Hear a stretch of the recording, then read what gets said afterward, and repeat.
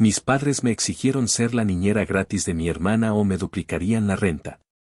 No sabían que mi plan secreto los dejaría sin nada y con todas las deudas de ella. Mi nombre es Itzel, tengo 26 años y, hasta hace muy poco, me consideraba una maestra del arte de la paciencia. Como diseñadora gráfica, mi vida era un lienzo de rutinas cuidadosamente planificadas, el trabajo diurno en una agencia de marketing que pagaba las facturas, los proyectos freelance nocturnos que alimentaban mi cuenta de ahorros, y la vida en casa de mis padres, en un barrio de clase trabajadora de Guadalajara, que se suponía era el sacrificio temporal para un bien mayor. El plan, en teoría, era impecable. Aguantar un par de años, pagarles una renta justa de 5,000 pesos al mes, comprar mi propia comida, ser la manitas de la casa para las reparaciones que mi padre siempre dejaba para después.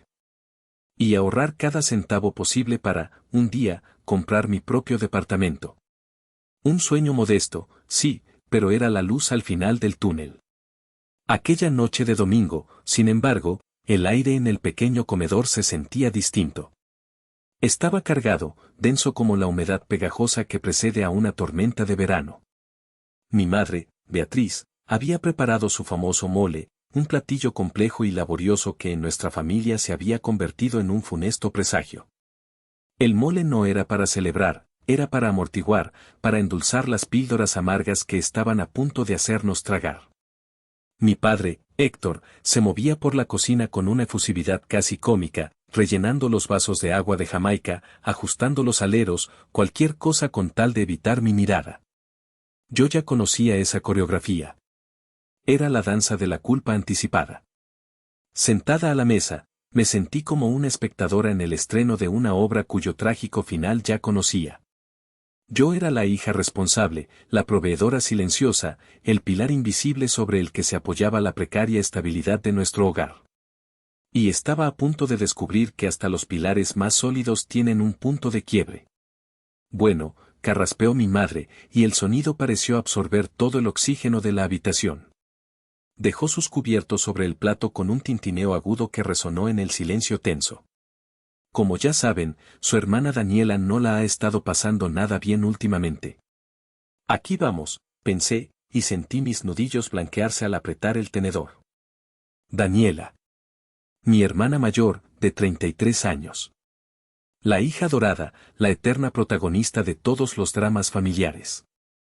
La que coleccionaba sueños rotos y excusas elaboradas mientras yo coleccionaba facturas pagadas y responsabilidades silenciosas.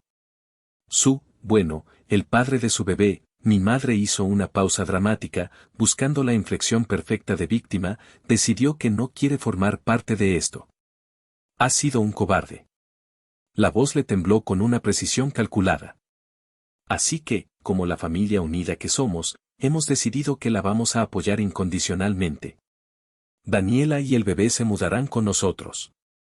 Mi padre asintió con una vehemencia exagerada, como un muñeco de esos que se ponen en el tablero del coche. Ya empezamos a remodelar el sótano para que tengan su propio espacio, su propio apartamentito. Quedará muy bonito, ya verás.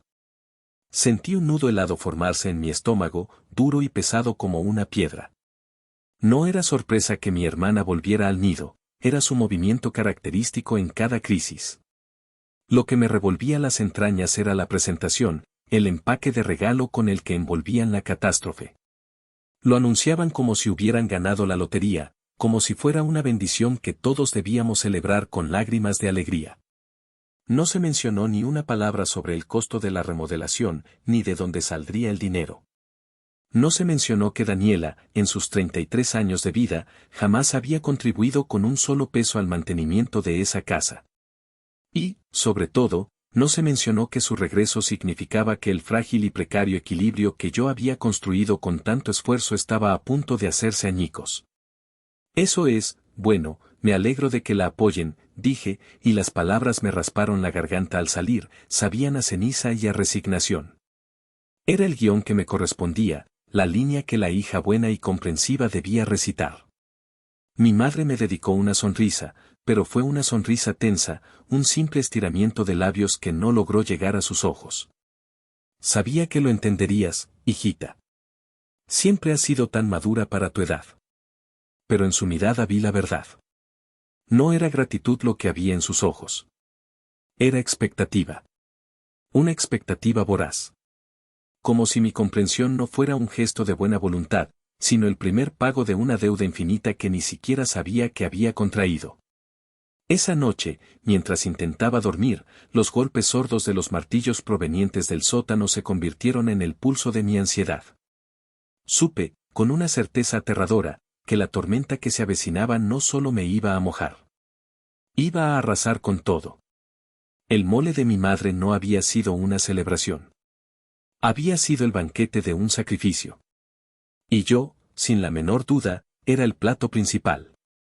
Esa noche, el sueño fue un visitante esquivo. Daba vueltas en la cama de mi pequeña habitación, con el eco rítmico de los martillazos del sótano resonando en mi cabeza como el tic-tac de una bomba de tiempo. Cada golpe parecía clavar un nuevo recordatorio de mi impotencia. Cansada de luchar, encendí la pequeña lámpara de mi buró, arrojando una luz cálida sobre la habitación, y me arrodillé para sacar de debajo de la cama mi más preciado y secreto tesoro, mi cuaderno de bocetos. No era un simple cuaderno de trabajo con diseños para clientes. Era mi diario visual, mi santuario, un museo privado donde cada dibujo era una pieza de exhibición que documentaba una vida de injusticias silenciosas. Lo abrí en una página al azar, y la luz iluminó la primera pieza de mi lúgubre colección. El dibujo, hecho con un trazo furioso pero detallado, era de una tablet de diseño gráfico, partida por la mitad con una grieta irregular que parecía una cicatriz. Tenía 15 años y había sacrificado todo mi verano por ella. Recuerdo el olor a café rancio y el sonido de los platos en la cafetería donde trabajé, soportando clientes groseros y turnos interminables. Esa tablet era mi tesoro, mi ventana a un universo donde podía crear, donde mis ideas tomaban forma y color. Una tarde, al volver de la preparatoria, la encontré en el suelo de la sala. Rota. Daniela, que entonces tenía 22 años y estaba en una de sus fases de encontrar su pasión a través del baile, la había tirado por accidente. Recuerdo la escena como si fuera ayer. Yo, con el corazón en un puño, recogiendo los pedazos. Daniela, recostada en el sofá, apenas interrumpió su llamada para decir UPS. Y mi madre, saliendo de la cocina, no para consolarme, sino para sofocar el conflicto. Ay, Itzel, por el amor de Dios, fue un accidente. Ya no hagas un drama de esto, me dijo, mientras le pasaba a mi hermana un vaso de limonada. Nunca me la reemplazaron. El dibujo capturaba la pantalla rota y, en una esquina, un autorretrato de mi rostro adolescente, con una lágrima silenciosa que parecía tallada en el papel. Pasé la página con cuidado. La siguiente pieza era un díptico, un estudio de contrastes brutal. A la izquierda, me había dibujado a mí misma a los 19, rodeada de libros, con unas ojeras profundas que delataban noches sin dormir. A un lado, el uniforme de mesera que usaba en mi segundo trabajo para pagar la colegiatura. La deuda estudiantil se sentía como una soga al cuello, apretándose con cada semestre. A la derecha, había dibujado a Daniela, a los 26, radiante, con un vestido de fiesta y una copa de champán en la mano, celebrando el inicio de su segunda carrera universitaria.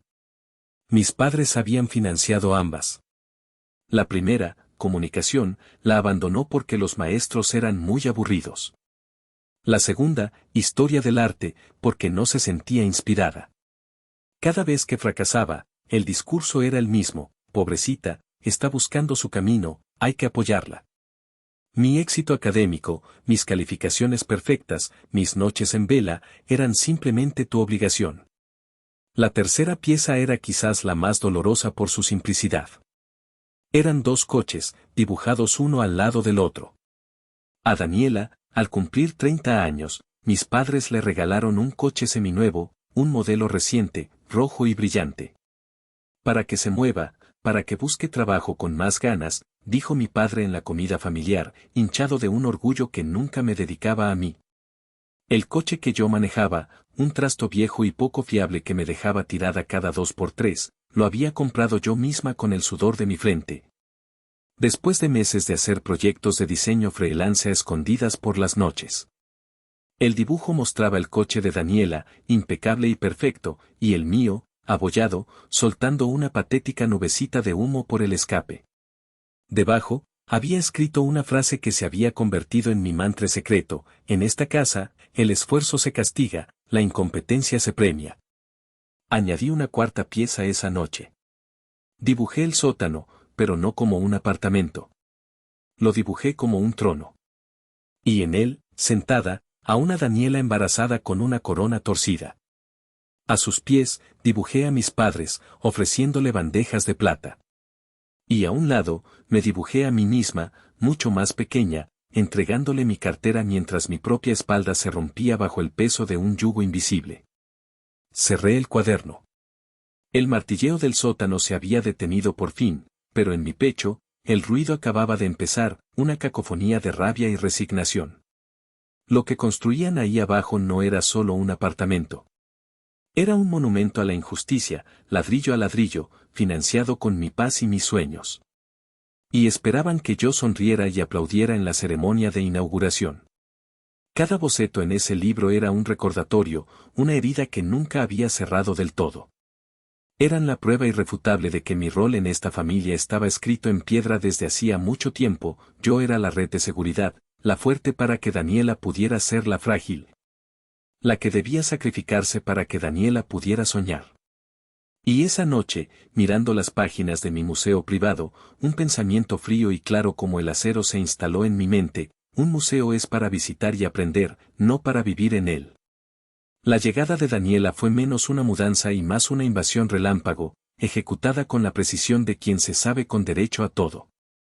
Apareció un mediodía de martes, no con cajas de cartón y cinta adhesiva como cualquier mortal, sino con una montaña de maletas de colores pastel y la actitud de una estrella de cine llegando a un hotel de segunda categoría que no está a la altura de sus expectativas.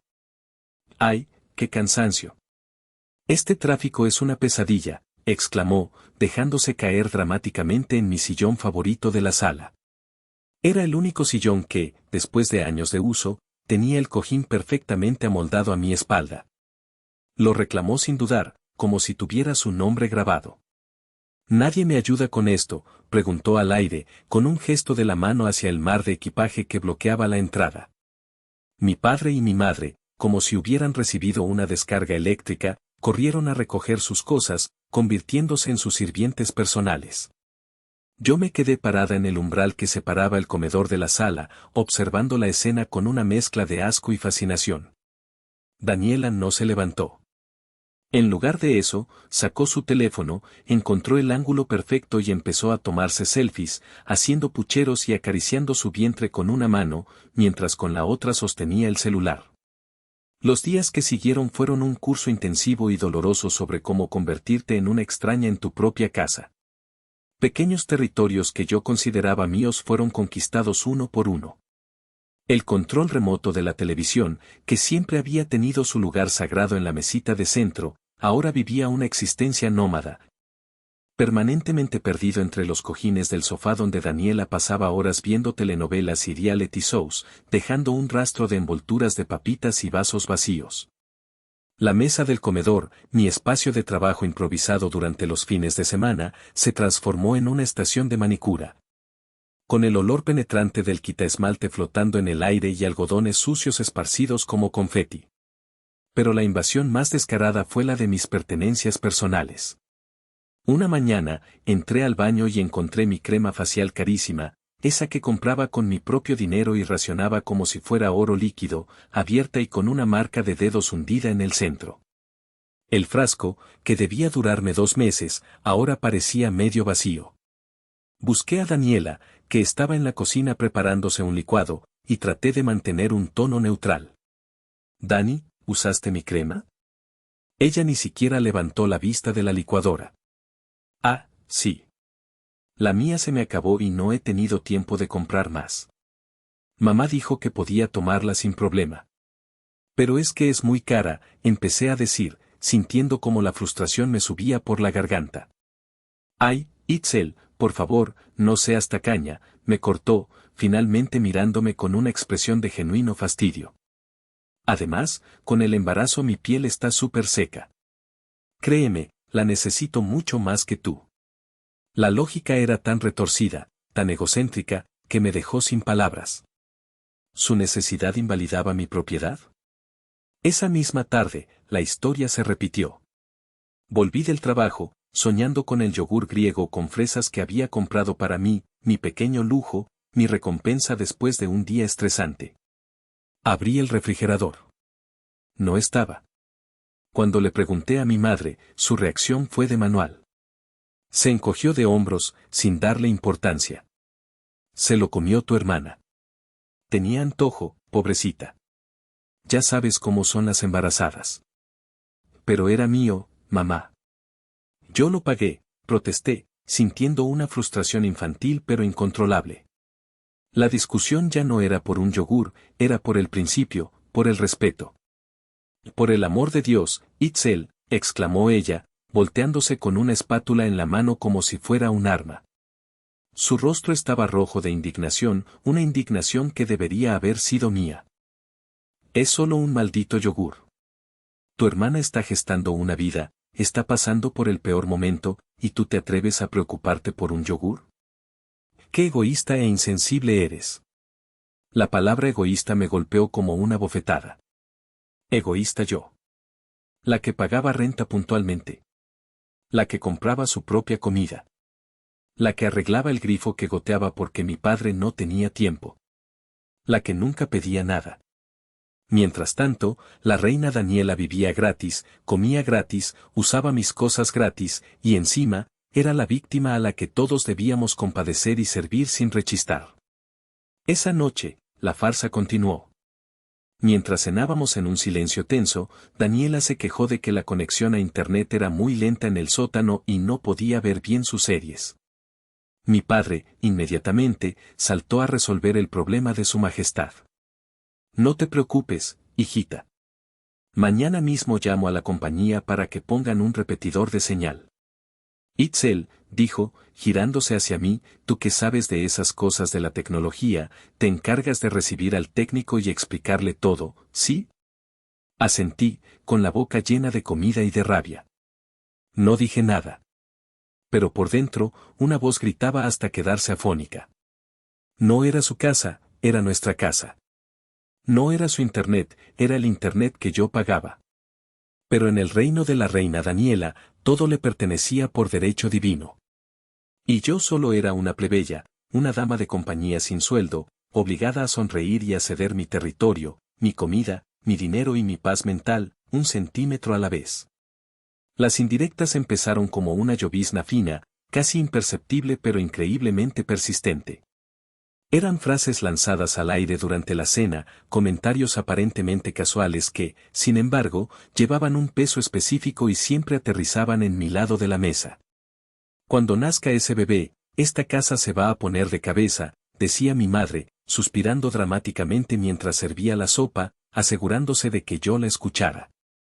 Una madre primeriza, y más estando solita, va a necesitar toda la ayuda del mundo. Mi padre, con la boca llena, asentía con fervor. Claro, para eso está la familia. En los momentos difíciles es cuando se demuestra el apoyo. Todos tendremos que arrimar el hombro.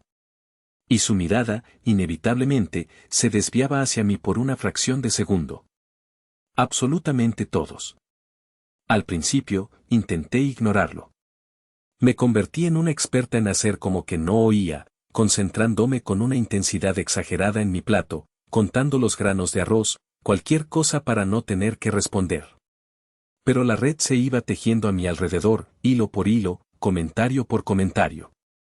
No me estaban pidiendo ayuda de forma directa. Me estaban preparando psicológicamente para una obligación ineludible. Una noche, la situación escaló. Yo estaba en mi cuarto, tratando de concentrarme en un proyecto freelance con los auriculares puestos, pero la música no era suficiente para ahogar los sonidos de la casa. Me los quité, molesta, y al pasar por el pasillo para ir por un vaso de agua, escuché sus voces apagadas, pero tensas, provenientes de la sala. La curiosidad, o quizás el instinto de supervivencia, me hizo detenerme y pegar la oreja a la puerta. El presupuesto se nos fue al cielo, Héctor, decía mi madre, y su voz, normalmente tan controlada, estaba cargada de una angustia genuina que rara vez le escuchaba. El albañil pidió más dinero por un problema de humedad que no estaba contemplado, y ahora Daniela insiste en que le compremos una cuna de esas que se mecen solas y tienen música.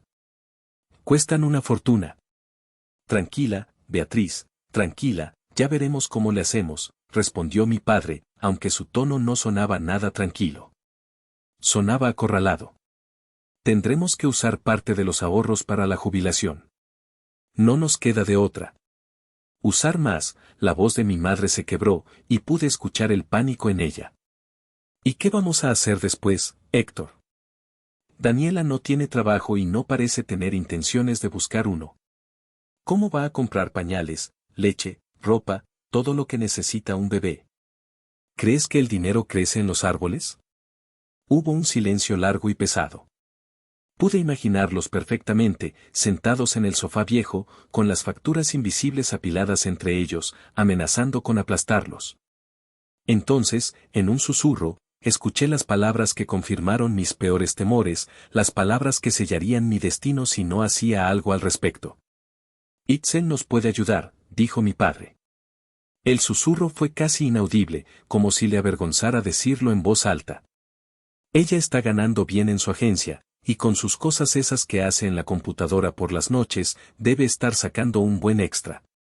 Y tiene mucho tiempo libre por las tardes. Podría cuidar al bebé. De lunes a viernes, digamos. Y así nos ahorramos una fortuna en guarderías o niñeras. Sería la solución perfecta. ¿Pero tú crees que quiera?, preguntó mi madre, y noté un matiz de duda en su voz. Tendrá que querer, Beatriz. La voz de mi padre adquirió un filo duro, un autoritarismo que rara vez usaba, reservado para los momentos en que sentía que perdía el control. Vive bajo nuestro techo. Come de nuestra comida, bueno, a veces. Es lo menos que puede hacer por su hermana, por la familia. Es su obligación. Me alejé de la puerta como si me hubiera quemado.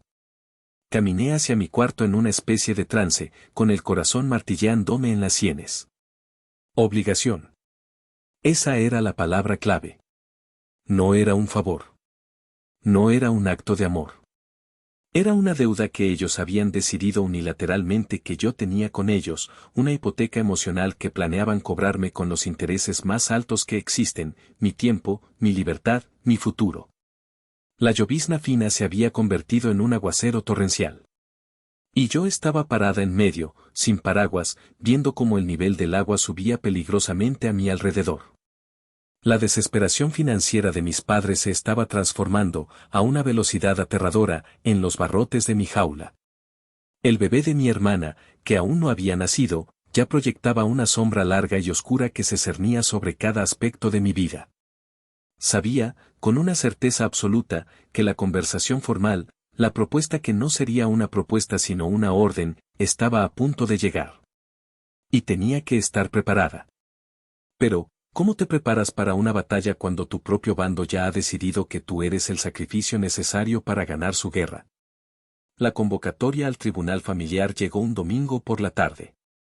El domingo, tradicionalmente un día de calma y descanso, se transformó en el preludio de una tormenta. Itzel, necesitamos hablar contigo, dijo mi padre, con una solemnidad impostada que solo lograba helar la sangre. Me señalaron el sofá de la sala, el mismo donde tantas veces me había acurrucado a leer en paz, que de pronto se sentía tan incómodo y expuesto como el banquillo de los acusados. Mis padres no se sentaron conmigo. Arrastraron 2 sillas del comedor y se colocaron frente a mí, creando una barrera física, una clara formación de nosotros contra ti. Era un tribunal improvisado, y yo era la única acusada. Daniela, por supuesto, estaba presente. No como parte del jurado, sino como la realeza observando desde su palco. Estaba recostada en mi sillón favorito, con los pies en alto sobre una mesita, tan absorta en su teléfono que parecía desinteresada.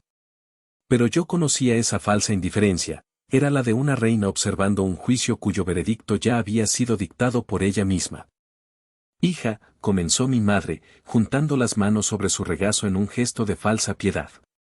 Su tono era meloso, empalagoso, el que usaba siempre que estaba a punto de pedir algo irrazonable y sabía que encontraría resistencia. Hemos estado pensando mucho en el futuro, en la llegada del bebé, en cómo organizarnos como familia. Daniela va a necesitar mucho apoyo, continuó mi padre, tomando el relevo en un discurso que claramente habían ensayado. Y hemos estado buscando la mejor solución, una que beneficie a todos. Yo permanecí en un silencio sepulcral, con las manos apretadas sobre mis rodillas. Les dejé desenrollar la soga, nudo por nudo. Tú eres maravillosa con los niños, Itzel, se te da de forma natural. Y tu trabajo en la agencia te permite tener las tardes libres, dijo mi madre, sonriendo como si me estuviera haciendo el mayor de los cumplidos. Así que hemos pensado que lo más lógico, lo más práctico, es que tú cuides a tu sobrino durante el día. De lunes a viernes. Así Daniela puede, bueno, recuperarse tranquilamente y buscar algo con calma, sin presiones. La propuesta quedó flotando en el aire viciado, apestando a explotación y a injusticia. Quieren que sea su niñera de tiempo completo. Sin paga, dije, no como una pregunta, sino como una afirmación fría, despojando a sus palabras de todo el azúcar con el que las habían recubierto. Ay, no lo digas así, hija, suena muy feo, replicó mi madre al instante, con un mohín de ofendida. No es ser niñera, es ayudar a tu hermana. Es un acto de amor. Ese acto de amor implicaría que tengo que dejar todos mis trabajos de freelance, respondí, sintiendo como mi corazón empezaba a latir con fuerza contra mis costillas. Esos proyectos son los que me permiten ahorrar para mi futuro. Para mi propio departamento. Mi padre suspiró, un suspiro largo y teatral, como si mi lógica fuera un obstáculo infantil y molesto. A veces, en la vida, hay que hacer sacrificios por la familia, Itzel. Es lo que hacen los adultos.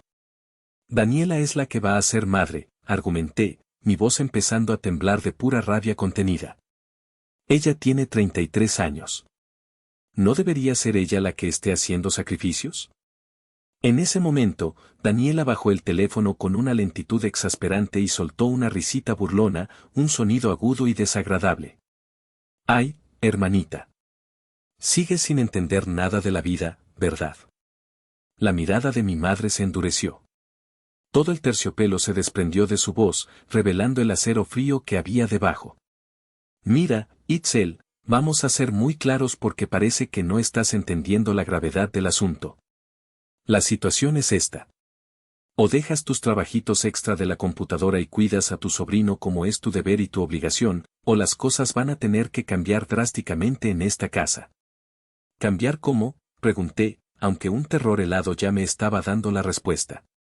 Mi padre, como un verdugo que presenta la sentencia, sacó un papel arrugado del bolsillo de su camisa. Era una hoja de libreta con números garabateados. Tu renta actual es de 5,000 pesos. Y seamos honestos, es una cantidad simbólica, casi un regalo que te hacemos. Si no estás dispuesta a contribuir a esta familia con tu tiempo, entonces tendrás que contribuir mucho más con tu dinero. Tu nueva renta será de 10,000 pesos al mes. A partir del próximo mes. Sentí como si el suelo se abriera bajo mis pies. La cifra era tan absurda, tan punitiva, que me dejó sin aire. ¿10,000? Eso es el doble. Es más de lo que pagaría por un apartamento decente para mí sola en el centro. Exacto, dijo mi padre, y su voz tenía una frialdad que nunca antes le había escuchado. Me miraba como a una extraña, como a una inquilina problemática. Ese dinero extra, esos 5,000 pesos adicionales, es exactamente lo que nos costaría pagarle a una niñera de medio tiempo para que haga el trabajo que tú no quieres hacer. Así que, si lo piensas bien, es perfectamente justo.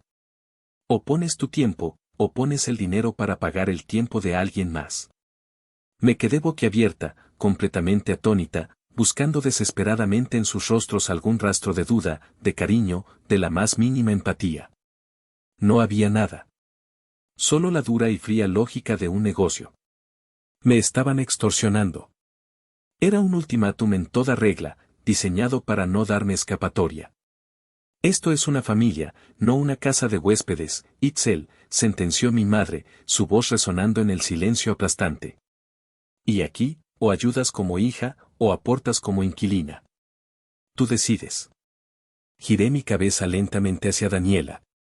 Ella me dedicó una sonrisa diminuta, casi imperceptible, una mueca de triunfo puro y absoluto, antes de volver a la pantalla de su teléfono. Había ganado. Como siempre. Me levanté del sofá, sintiendo las piernas débiles y temblorosas. No dije nada más. No había nada que decir. Me habían presentado los términos de mi rendición. O me convertía en una sirvienta sin sueldo, o en una prisionera económica, trabajando solo para pagar por el privilegio de vivir en mi propia jaula. En su mente, no existía una tercera opción. Lo que ellos no sabían era que en la mía, el mapa de escape, con sus rutas de salida y sus planes de contingencia, ya se estaba dibujando con una claridad cristalina. Al día siguiente, la oficina se convirtió en una especie de refugio y tortura al mismo tiempo. Estar allí me alejaba físicamente del campo de batalla, pero mi mente seguía atrapada en las trincheras. El mundo se sentía desenfocado, como si estuviera viendo todo a través de un cristal empañado y sucio. Los colores brillantes de los diseños en mi pantalla, las conversaciones animadas de mis compañeros, todo parecía pertenecer a una realidad paralela, una a la que yo ya no tenía acceso. Me costaba concentrarme. Cada correo electrónico que llegaba, cada solicitud de un cliente, se sentía trivial, insignificante, una distracción molesta del cataclismo personal que estaba viviendo. A media mañana, mi teléfono vibró sobre el escritorio. La foto de mi madre iluminó la pantalla. Mi primer instinto fue rechazar la llamada, pero sabía que eso solo empeoraría las cosas. Respondí, llevándome el teléfono a la oreja con una mano temblorosa. Bueno, dije, en voz baja, encorvándome sobre mi escritorio, esperando que el murmullo de la oficina ahogara mi voz.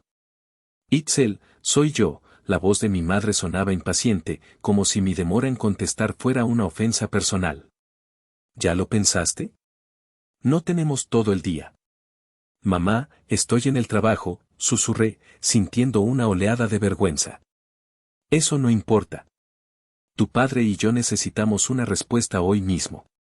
La cuna que le gusta a tu hermana está en oferta en Liverpool solo hasta el viernes y necesitamos saber con qué dinero contamos para hacer el presupuesto, dijo, con una naturalidad que me revolvió el estómago. Mi futuro, mi libertad, mi salud mental, todo reducido a una simple variable en su ecuación para comprar una cuna de lujo. Todavía no lo he decidido, mentí. La decisión estaba más que tomada, pero necesitaba desesperadamente ganar tiempo para ejecutar mi plan. Pero ¿qué tanto tienes que pensar, Itzel? Su voz subió de volumen, perdiendo la poca amabilidad que le quedaba y adquiriendo un tono agudo y cortante. Parece que no entiendes la situación. Tu hermana te necesita. Nosotros te necesitamos. ¿O es que prefieres gastarte tu dinero en tus caprichos y tus viajecitos en lugar de ayudar a tu propia sangre? Siempre has sido la egoísta de la familia, pero nunca pensé que llegarías a este nivel de maldad. Seguía hablando, una letanía de acusaciones y culpas, pero sus palabras se convirtieron en un zumbido agudo en mis oídos. Sentí una presión en el pecho, la familiar y aterradora sensación de las paredes encogiéndose a mi alrededor. Estaba tan absorta en mi miseria que no me di cuenta de que Felipe, uno de mis colegas de diseño, se había detenido en silencio junto a mi escritorio para recoger unos documentos de la impresora que estaba a mi lado. Cuando finalmente colgué el teléfono, sin siquiera despedirme, noté su presencia. Me miraba, y en sus ojos no había curiosidad ni morbo, sino una expresión de genuina y tranquila preocupación. Intenté forzar una sonrisa, un todo bien, pero sentí como mis labios temblaban y mis ojos se llenaban de lágrimas que luchaban por salir. ¿Todo en orden?, preguntó en voz baja, su tono amable y respetuoso. Negué con la cabeza, incapaz de articular palabra. Me sentía humillada, expuesta, como si acabaran de desnudar mis heridas más profundas en medio de la oficina. Felipe, en lugar de alejarse o hacer un comentario incómodo, se inclinó un poco, creando una pequeña burbuja de privacidad a nuestro alrededor. Oye, Itzel, dijo, y su voz era tan calmada que tuvo un efecto tranquilizador inmediato. Perdona, no quise escuchar, de verdad. Pero, tú sabes que eso no es normal, ¿verdad? Nadie, absolutamente nadie, merece que le hablen de esa manera. Sus palabras. Tan simples. Tan directas. Y, sin embargo, para mí, fueron como un relámpago que iluminó la oscura y retorcida habitación en la que había estado viviendo durante 26 años. Toda mi vida había aceptado su narrativa, que yo era la difícil, la sensible, la egoísta, la que no entendía el verdadero significado del amor familiar. Había normalizado los gritos, la manipulación, el chantaje emocional, hasta el punto de creer que eran una forma extraña de afecto. Y de repente, alguien de fuera, un simple y amable espectador, me decía en voz alta lo que mi corazón siempre había sabido pero mi mente se negaba a aceptar: no era normal. Y no era mi culpa. Una sola lágrima, gorda y caliente, logró escapar y rodó por mi mejilla. La sequé rápidamente con el dorso de la mano. Miré a Felipe y, por primera vez en 24 horas, lo que sentí no fue desesperación, sino una oleada de claridad fría y furiosa. Gracias, Felipe, le dije, y mi voz, aunque todavía temblorosa, sonó con una firmeza que no había tenido en años. Tienes toda la razón. No es normal. En ese preciso instante, la duda se evaporó como la niebla bajo el sol. El miedo no desapareció por completo, pero se transformó en combustible. La tristeza se convirtió en una determinación de acero. La simple validación de un extraño me había dado la fuerza que mi propia familia me había negado sistemáticamente toda la vida. Ya no se trataba solo de escapar. Se trataba de reclamar mi derecho fundamental a una vida normal, a ser tratada con una mínima decencia. Y estaba dispuesta a quemar todos los puentes para conseguirla. Esa misma tarde, al llegar a casa, el aire se sentía diferente. O quizás, la que era diferente era yo. Ya no caminaba con los hombros caídos de la víctima, sino con la espalda recta de quien tiene un propósito. No me detuve en la sala, donde mi madre veía la televisión con el ceño fruncido. No respondía su «¿Ya pensaste bien las cosas?». Subí directamente a mi cuarto, cerré la puerta con llave y respiré hondo. El aire de mi habitación, mi pequeño santuario, se sentía cargado con la electricidad de una decisión irrevocable. Saqué mi teléfono y marqué un número que era mi línea directa a la cordura, un número que no había necesitado en mucho tiempo. «Tía Lidia», dije cuando la voz al otro lado contestó. La voz de mi tía Lidia, la hermana menor de mi padre, siempre había sido un bálsamo. Ella vivía en Monterrey, lejos del epicentro de la toxicidad familiar. Era la oveja negra, la rebelde que se había atrevido a poner límites claros y a construir su propia vida, y por eso el resto de la familia la trataba con una mezcla de recelo y respeto a regañadientes. Era la única que parecía verme de verdad, no como una función o una herramienta, sino como una persona. Le conté todo. El ultimátum, la renta duplicada, la forma en que me habían acorralado. No me guardé nada. Lloré, esta vez sin contenerme, dejando que saliera toda la frustración, la rabia y el dolor acumulados durante años. Ella me escuchó en silencio, sin interrumpirme, dejando que el torrente de palabras y lágrimas fluyera libremente, sabiendo que a veces, lo único que uno necesita es un testigo para su dolor. Cuando terminé, exhausta y con la voz ronca, su respuesta fue inmediata, firme y sin un ápice de duda. «Haz las maletas, Itzel. Ahora mismo. Sal de ahí. No dejes que te roben ni un minuto más de tu vida. Yo te ayudo con el dinero para el depósito y el primer mes de renta. No te preocupes por eso. Pero sal ya». Su apoyo incondicional fue el ancla que necesitaba en medio de mi tormenta. Pero entonces, respiré hondo y le conté la parte del plan que nadie más sabía. La pieza clave que transformaría mi huida de un simple acto de autopreservación a un calculado golpe de justicia poética. «Tía», dudé un momento, el peso del secreto era grande. «Hay algo más. Algo muy importante que necesito que sepas. Se trata de la deuda de mi papá, con tu esposo». Hubo un silencio denso al otro lado de la línea. Años atrás, mi padre, en uno de sus impulsos empresariales mal planificados, se había asociado con un amigo en un negocio que fracasó estrepitosamente.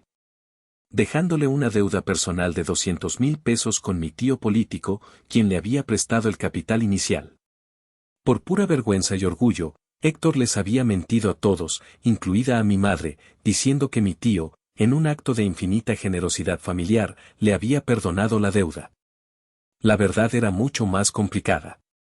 Yo me había enterado por accidente hacía 3 años, al encontrar unas cartas viejas en una caja que mi padre me pidió que tirara. Y la deshonra me pareció insoportable. He estado pagando esa deuda, tía, le confesé, y la voz me salió apenas como un susurro. En secreto. Cada mes, religiosamente, durante los últimos 3 años, una parte considerable de mi sueldo y de mis trabajos extras se iba directamente a la cuenta de mi tío. Mi papá no lo sabe. Mi mamá no lo sabe. Creen que el dinero simplemente se olvidó. Pude escuchar la respiración contenida de mi tía, un siseo de sorpresa e indignación. Itzel, mi niña, no tenías por qué hacer eso. Esa no era tu responsabilidad. Lo sé. Pero lo hice porque no soportaba la idea de que mi padre fuera un deudor. Pero ya no más, mi voz, de repente, se endureció, adquiriendo un filo que nunca antes había tenido. Se acabó. Tía, necesito que me hagas un gran favor. Este mes, no haré el pago. Y cuando mi tío note la falta, necesito que llame. Pero no a mí. Necesito que llame directamente a mi papá y le pregunte por su dinero. Necesito que mi padre, por primera vez en su vida, se haga cargo de sus propias responsabilidades. Mi tía comprendió al instante la magnitud de mi petición. No era solo por el dinero. Era un golpe estratégico al corazón de la mentira sobre la que mi padre había construido su frágil autoridad. Era devolverle una carga que había evadido y que yo, la hija egoísta, había llevado por él en silencio. Considera lo hecho, dijo mi tía, con una voz que sonreía. Ya era hora de que algunas verdades salieran a la luz en esa casa. Colgué el teléfono sintiéndome extrañamente poderosa, como si me hubiera quitado un peso de encima que ni siquiera sabía que llevaba. La víctima se estaba convirtiendo en estratega. Abrí mi laptop, y la pantalla iluminó mi rostro en la penumbra de la habitación. Empecé a buscar apartamentos en renta. Ya no miraba los más baratos en las zonas más lejanas. Buscaba algo decente, algo luminoso, algo que me mereciera. Un lugar donde nadie me presentara un ultimátum. Un lugar donde pudiera, por fin, ser la única dueña de mi tiempo, de mi dinero y de mi vida. El plan estaba en marcha. Y esta vez, no había absolutamente ninguna vuelta atrás. La mañana siguiente, bajé a desayunar armada con mi mejor actuación. Me puse una máscara de sumisión y derrota cuidadosamente elaborada. Evité el contacto visual, me serví café con los hombros encorvados y me senté a la mesa en silencio. Mis padres me miraron con una expectación depredadora. Ya lo pensé, dije, con la voz apagada, mirando fijamente mi taza de café como si contuviera todas las respuestas del universo. Está bien. Lo haré. Cuidaré al bebé. Pude ver una oleada de alivio casi palpable cruzar el rostro de mi madre. La tensión en sus hombros se disipó. Mi padre asintió, con una expresión paternalista que mezclaba satisfacción y un toque de lástima condescendiente. Sabíamos que tomarías la decisión correcta, hija. En el fondo, eres una buena chica. Daniela, que estaba untando una cantidad obscena de mermelada en una tostada, simplemente sonrió para sus adentros. La victoria, como siempre, le sabía dulce. Jugar mi papel en los días siguientes fue nauseabundo, una tortura psicológica autoimpuesta. Tuve que sonreír cuando mi madre me enseñaba catálogos de carriolas, pidiendo mi opinión como si yo fuera parte del feliz proyecto. Tuve que asentir cuando mi padre me explicaba lo afortunada que era de poder crear un vínculo tan especial con mi sobrino desde el primer día. Tuve que soportar a Daniela dándome consejos sobre bebés que leía en blogs, hablándome como si yo fuera su empleada de confianza. Asegúrate de que siempre eructe bien después de comer, he leído que es súper importante, me decía, sin levantar la vista de su teléfono. Cada sonrisa falsa, cada asentimiento, me llenaba de un autodesprecio que me quemaba por dentro. Pero era un mal necesario. Su complacencia era el camuflaje perfecto para mi operación de escape. Cada día, después del trabajo, mientras ellos creían que yo estaba en mi cuarto lamentando mi destino, yo ejecutaba mi liberación en silencio y con una precisión militar. La operación de empaque sigiloso estaba en pleno apogeo. Empecé por lo más importante, lo irreemplazable, mis documentos, mi título universitario, mis actas de nacimiento. Luego, mi equipo de trabajo, mi laptop, mi tablet de diseño, mis discos duros externos donde guardaba años de portafolio. Todo iba a parar a una caja de cartón resistente que escondía en el fondo de mi armario, debajo de la ropa de invierno. Luego seguí con los objetos de valor sentimental. Mi pequeña pero querida colección de libros de arte, las fotos con mis amigos de la universidad y, por supuesto, mis cuadernos de bocetos. Eran mi historia, mi alma, mi sanidad mental. No pensaba dejar ni una sola página atrás. Para evitar sospechas, sacaba las cosas de la casa poco a poco, en una serie de misiones clandestinas. Una caja de libros en el maletero del coche un día, diciéndoles que los llevaba a la oficina de un amigo. Una bolsa negra con ropa que iba a donar al siguiente. Les decía que estaba haciendo limpieza, organizando mi espacio para hacerle un hueco al bebé en mi vida. Y ellos, en su triunfalismo, se lo creían todo. Me veían como la hija obediente que finalmente había entrado en razón, sin sospechar que cada objeto que salía de esa casa era un ladrillo menos en mi prisión. Una noche, cuando el único sonido en la casa era el de los ronquidos de mi padre, llevé a cabo la parte más meticulosa de mi plan. Con la linterna de mi teléfono, fotografié cada rincón de mi habitación. Metódicamente. Tomé fotos detalladas de mis muebles, mis aparatos electrónicos, mi ropa colgada en el armario, incluso mi colección de perfumes sobre el tocador. Hice zoom en los números de serie de mi computadora y mi televisión. Sabía cómo operaba Daniela. Conocía su asombrosa habilidad para confundir lo suyo con lo ajeno, un talento que había perfeccionado desde la infancia. No le iba a dar la más mínima oportunidad de robarme nada.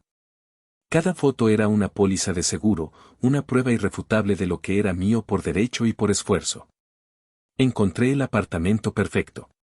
Un pequeño estudio en una zona tranquila de la ciudad, a 20 minutos en coche de mi trabajo. Era más caro de lo que había planeado originalmente, pero la paz, como estaba descubriendo, no tenía precio. Firmé el contrato de forma digital y transferí el depósito con el dinero que mi tía Lidia me había prestado esa misma tarde. Ya era oficial. Tenía un lugar al que ir. Todo estaba listo. La fecha de mi escape estaba marcada en el calendario de mi teléfono con un código secreto, Día de la Independencia. Y mientras mi familia dormía plácidamente en sus camas, creyendo que su futuro estaba asegurado a costa del mío, yo sonreía en la oscuridad de mi cuarto.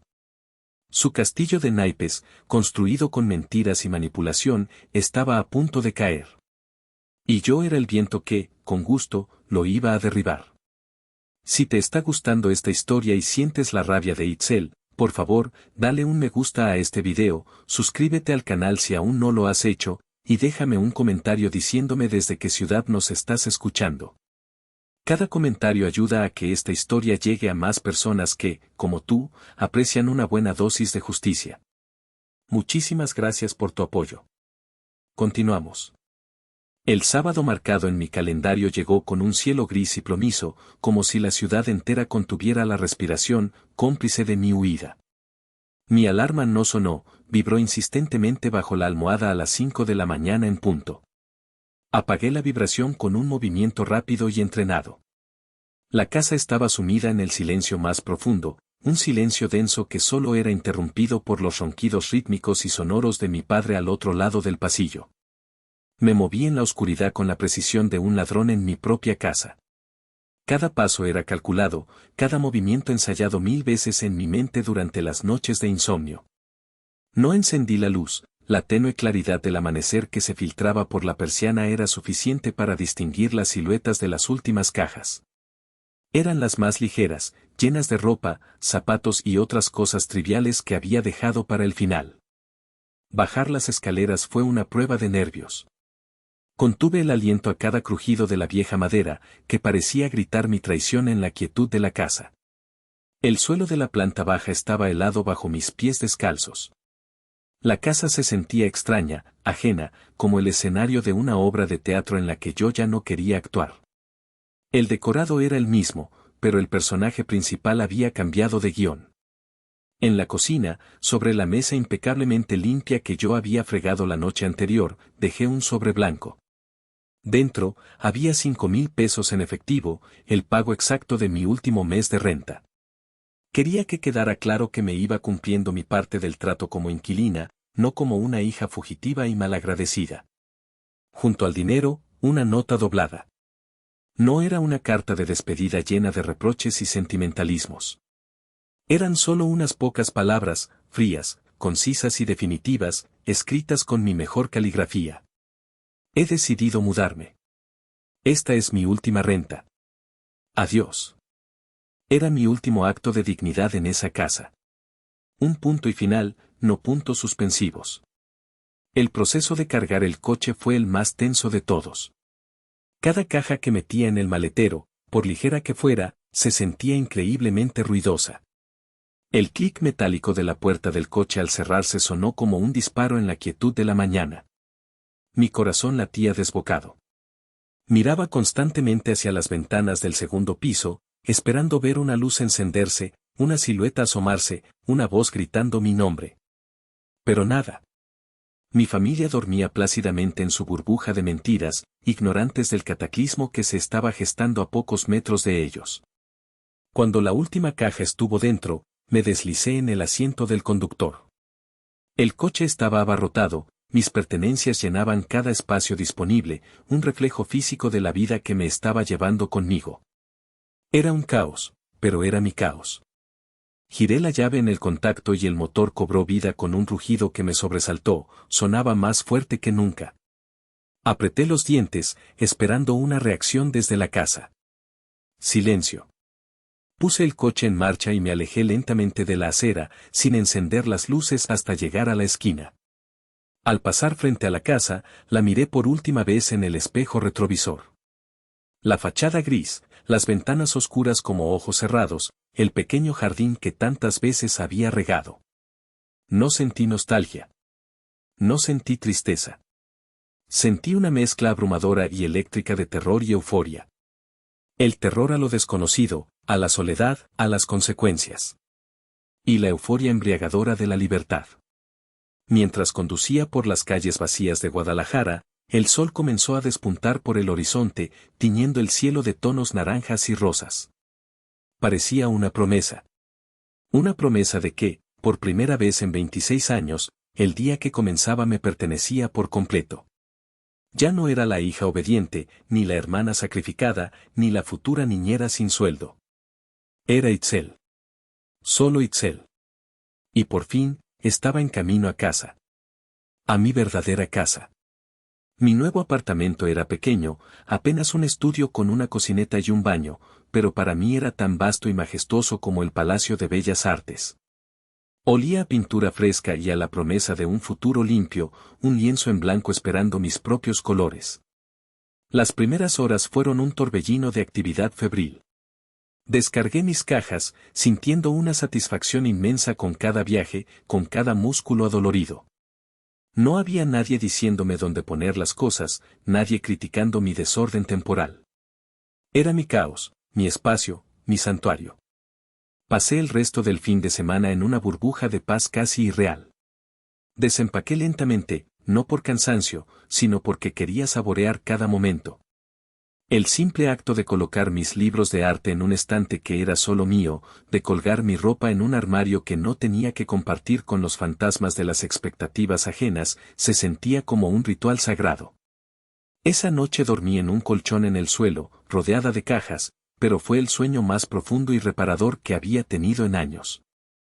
El silencio no era vacío, era mi nueva banda sonora, una melodía de tranquilidad. Sabía que esa paz era prestada, que no duraría. Y no lo hizo. La tormenta estalló el lunes por la mañana, con la furia de un huracán categoría 5. Mi teléfono, que había estado inquietantemente silencioso, cobró vida con una violencia apocalíptica. La primera llamada fue de mi madre. La pantalla se iluminó con su foto y sentí un escalofrío recorrer mi espalda. La rechacé. Inmediatamente después, entró una llamada de mi padre. La rechacé también, con el pulgar temblando. Entonces comenzaron los mensajes. Decenas de ellos, en una avalancha de ira, confusión y victimismo. De mi madre, ¿dónde estás? ¿Cómo te atreves a hacernos esto? ¿Así es como nos pagas todos los sacrificios que hemos hecho por ti? Eres una malagradecida. Y 5 minutos después, tu hermana está destrozada. No ha parado de llorar, el doctor dice que el estrés le puede hacer daño al bebé. ¿Estás feliz? ¿Eso querías, hacerle daño a tu sobrino? De mi padre, Itzel, contesta el teléfono inmediatamente.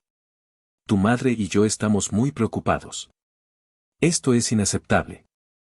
Y luego, tu madre tuvo que tomarse una pastilla para los nervios por tu culpa. Espero que estés orgullosa de tu egoísmo. Has roto esta familia. Luego, como había predicho, entraron en acción los monos voladores, el ejército de parientes que mi madre había movilizado. Mi tía Estela, su hermana mayor, me envió un mensaje de voz larguísimo por WhatsApp, un sermón lleno de veneno sobre la importancia de la familia, la sangre y mi desalmada traición. Primos y tíos lejanos, con los que apenas hablaba una vez al año en Navidad, de repente tenían una opinión experta y contundente sobre mi calidad como ser humano. Bloqueé cada número, uno por uno, sintiendo cómo construía un muro digital, ladrillo a ladrillo, para proteger mi recién encontrada paz. La estocada final, la más pública y venenosa, como siempre, vino de Daniela. Ella no me escribió directamente, eso habría sido demasiado frontal. Usó su arma preferida, las redes sociales. Publicó una foto de sí misma en blanco y negro para mayor dramatismo, con una mano sobre su vientre y una lágrima falsa rodando por su mejilla, mirando por una ventana con una expresión de infinita tristeza. El texto que la acompañaba era una obra maestra de la manipulación pasivo-agresiva. En los momentos más vulnerables es cuando descubres quién te ama de verdad y quién solo estaba de paso. Hay personas que prefieren huir antes que enfrentar la hermosa responsabilidad de ayudar a su propia familia. Al menos mi bebé sabrá desde el vientre lo que es el amor incondicional y la lealtad. Almohadilla mamá luchona, almohadilla la familia es primero, para algunos, almohadilla decepcionada. Los comentarios no se hicieron esperar. Eran un enjambre de avispas.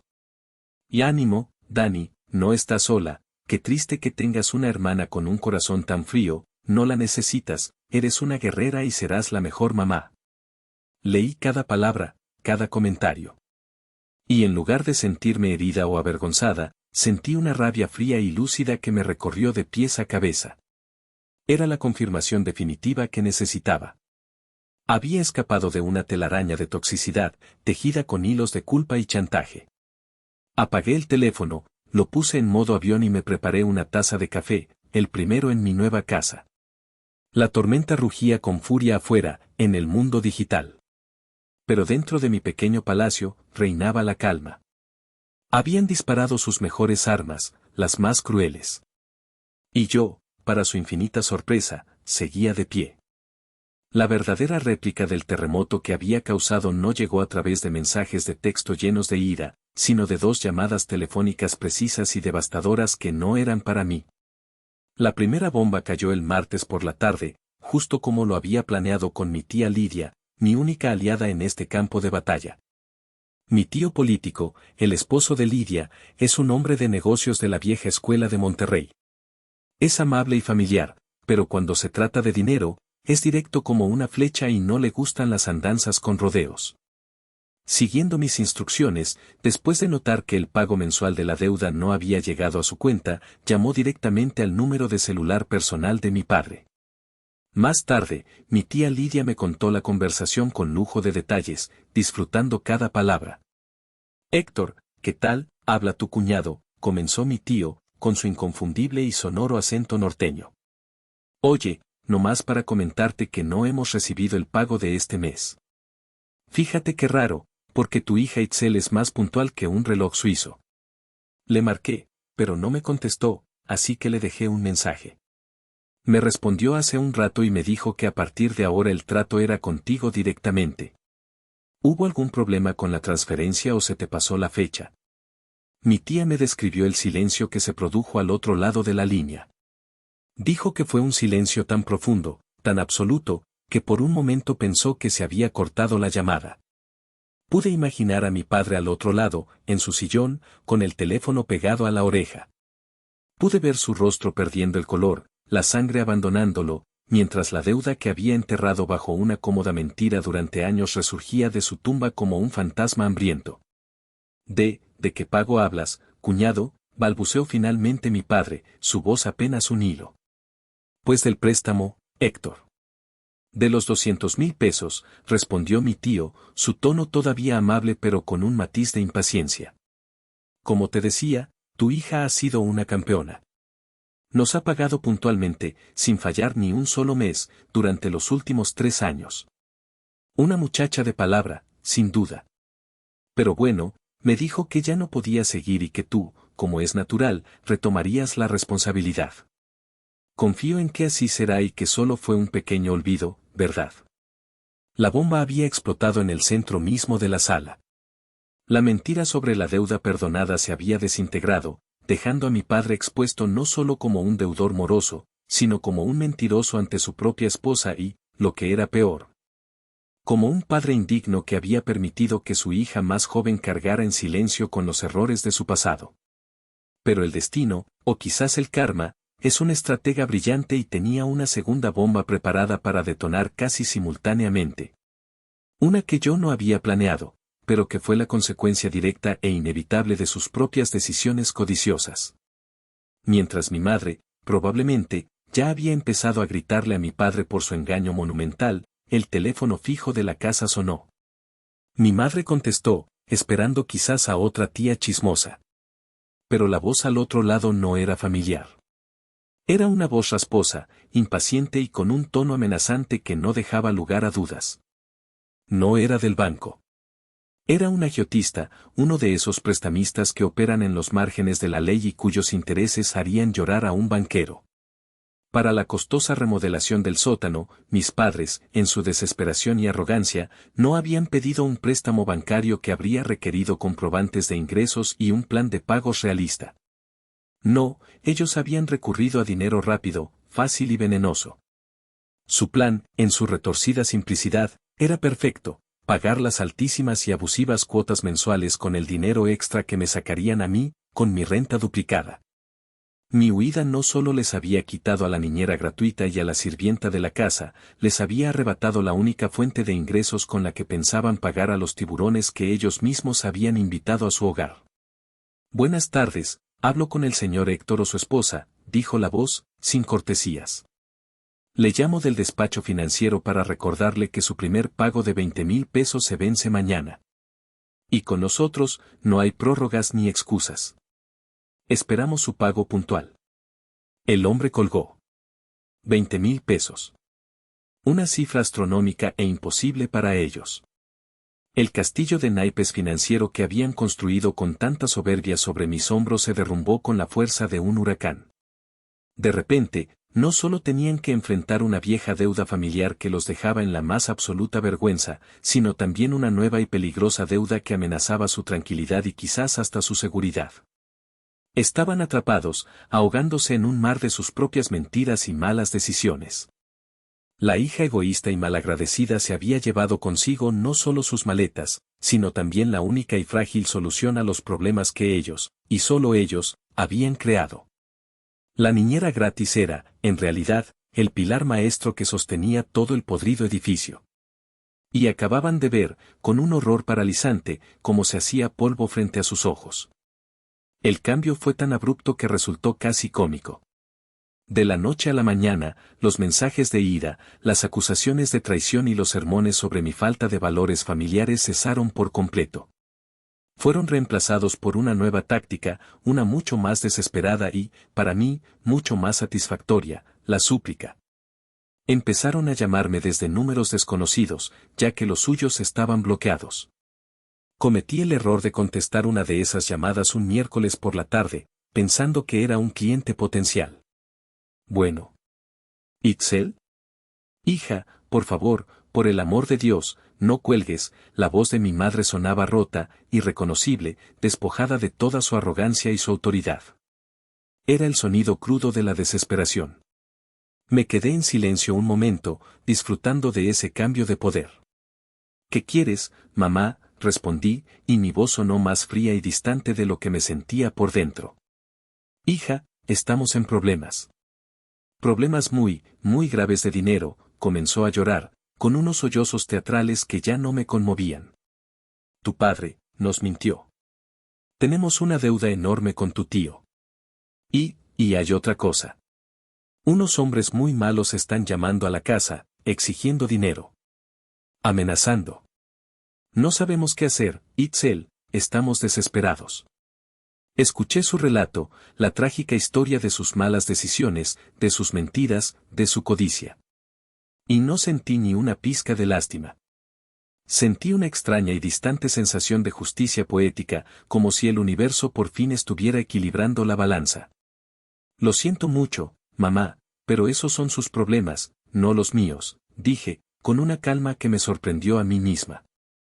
Pero es por tu culpa, gritó de repente, y el victimismo, su arma más fiel, resurgió entre los sollozos. Si no te hubieras ido como una ladrona en la noche, nada de esto estaría pasando. Teníamos un plan perfecto y tú lo arruinaste todo. Un plan perfecto, repetí, y una risa seca y amarga se escapó de mis labios. Tenían un plan que se basaba en mi esclavitud. Tenían un plan que cancelaba mi futuro para poder pagar el presente que ustedes mismos arruinaron. Déjame corregirte, mamá, ese no era un plan familiar, era una estafa. Y yo decidí no ser la víctima. Por favor, Itzel, te lo suplico, vuelve a casa, suplicó, su voz volviéndose un gemido lastimero. Aunque sea por un tiempo. Piensa en la familia. Piensa en tu hermana, pobrecita, con el estrés que está pasando. Piensa en tu sobrino, que va a nacer en un hogar lleno de deudas y de miedo. Estoy pensando en mi familia, respondí, con una convicción que nunca antes había tenido. En mi futura familia. La que yo elegiré construir algún día. Una familia basada en el respeto mutuo, en el apoyo y en la honestidad, no en el chantaje, las mentiras y la explotación. Lo siento, pero no puedo ayudarlos. Tienen que resolver sus propios problemas. Te ayudaremos a pagar el apartamento, escuché la voz de mi padre, que claramente le había arrebatado el teléfono a mi madre. Su voz sonaba ronca, derrotada. Lo que sea que estés pagando de renta, te damos la mitad cada mes. Lo juramos. Pero necesitamos que nos ayudes con estas deudas. Solo hasta que las cosas se calmen un poco. La oferta era tan absurda, tan patéticamente irónica, que esta vez sí me reí, una risa corta y genuina. Las mismas personas que una semana atrás me habían amenazado con duplicarme la renta para exprimirme hasta el último centavo, ahora me ofrecían pagármela. Mis decisiones y mis consecuencias son mías, y sus decisiones y sus consecuencias son suyas, dije, repitiendo una lección que me había costado 26 años de dolor aprender. Yo ahora tengo mis propias cuentas que pagar y mis propios sueños que construir. Adiós, papá. Y colgué. Bloqueé ese número también. Sabía que encontrarían otras formas de contactarme, que la campaña de acoso simplemente cambiaría de tono. Pero la conversación fundamental, la que realmente importaba, ya había tenido lugar. El poder había cambiado de manos de forma definitiva. Ya no era la niña asustada que aceptaba sus condiciones sin protestar. Era la mujer adulta que establecía las suyas. Y mi primera y más importante condición era mi libertad. Y esa, bajo ninguna circunstancia, era negociable. Un par de semanas después, en un tranquilo sábado por la tarde, me decidí a enfrentar el último bastión del desorden en mi nuevo hogar, una vieja caja de cartón llena de recuerdos que había arrastrado conmigo en la mudanza. Contenía anuarios escolares, fotos viejas con amigos, y un montón de objetos sentimentales que había guardado sin saber muy bien por qué. En el fondo de la caja, debajo de una pila de cartas de la preparatoria, encontré algo que había olvidado por completo que existía, un viejo diario de mi madre. No era un diario personal en el sentido estricto, lleno de pensamientos y sentimientos. Era más bien una especie de libreta de contabilidad casera, un registro de la precaria economía de nuestro hogar. Tenía una cubierta de vinilo azul, ya desgastada y cuarteada por los bordes. Recordé que mi madre lo usó con una disciplina casi obsesiva durante unos años, cuando yo era adolescente, una época en que el dinero escaseaba particularmente y cada peso contaba. Lo abrí, más por curiosidad nostálgica que por otra cosa. Las páginas estaban llenas de su caligrafía apretada y ordenada. Listas de gastos, presupuestos para el supermercado, cuentas de la luz y el agua. Era un mapa detallado de las luchas financieras de mi familia. Pero mientras pasaba las páginas, algo más llamó mi atención.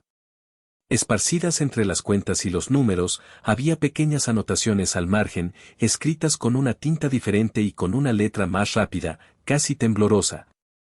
Como si fueran confesiones secretas que no se atrevía a admitir del todo. 15 de marzo, faltan 200 pesos de mi bolso. Debo haberlos perdido en el mercado. ¡Qué cabeza la mía! 22 de abril. El dinero para pagar el gas no alcanza. Juraría que había dejado 500 pesos en el cajón de la cocina. Me estoy volviendo muy descuidada. 9 de junio, Daniela necesitaba dinero urgente para una emergencia con un libro de la escuela. Le di 300 pesos. 10 de junio, volvieron a desaparecer 150 pesos de mi cartera. Esto no es normal. ¿Me estoy volviendo loca o alguien en esta casa me está robando? 12 de junio, hablé con Héctor. Dice que son imaginaciones mías, que estoy muy estresada. Seguí pasando las páginas. El patrón era inconfundible, doloroso y claro como el agua. Pequeñas, pero constantes, sumas de dinero que desaparecían misteriosamente.